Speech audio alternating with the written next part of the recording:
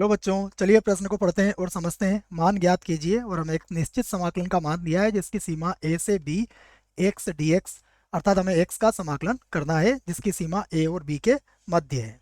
प्रश्न को हल करने से पहले हम प्रश्न के लिए मुख्य अवधारणा लिख लेते हैं। तो इस प्रश्न के लिए मुख्य अवधारणा जिसकी सहायता से हम इस प्रश्न को हल करेंगे। मुख्य अवधारणा में सबसे पहले हम समाकलन ज्ञात करने का एक सूत्र लिखेंगे कि हमें पता होना चाहिए कि x की घात n का समाकलन होता है x की घातांक n+1 बटा n+1 प्लस c, और यहाँ n कभी भी -1 के बराबर नहीं होता है। यह पहली मुख्य अवधारणा होगी हमारी। दूसरी मुख्य अवधारणा में हम इस बात को समझेंगे कि निश्चित समाकलन को कैसे हल किया जाता है। मान लीजिए हमारे पास सीमा है a से b और कोई फलन है f(x), हम जिसका समाकलन कर रहे हैं। यदि हम इस फलन का समाकलन करने पर हमें मिलता है कैपिटल f(x), तो इसकी सीमा को कुछ इस प्रकार से हल किया जाएगा। ये बात आप याद रखें। सबसे पहले हम ऊपर की सीमा को रखेंगे, अर्थात हमें प्राप्त होगा सबसे पहले f(b) और माइनस, फिर हम नीचे की सीमा को रखेंगे, अर्थात ये हो जाएगा f(a).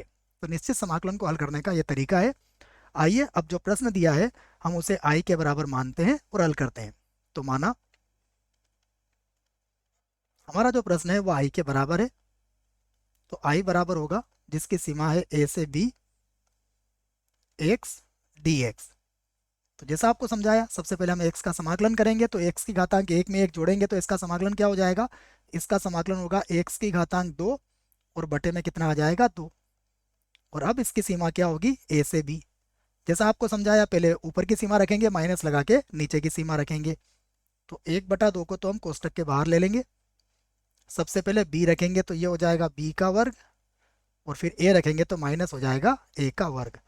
और यही हमारे प्रश्न का उत्तर होगा। हम इसको ऐसा भी लिख सकते हैं, 1/2 b का वर्ग माइनस a का वर्ग।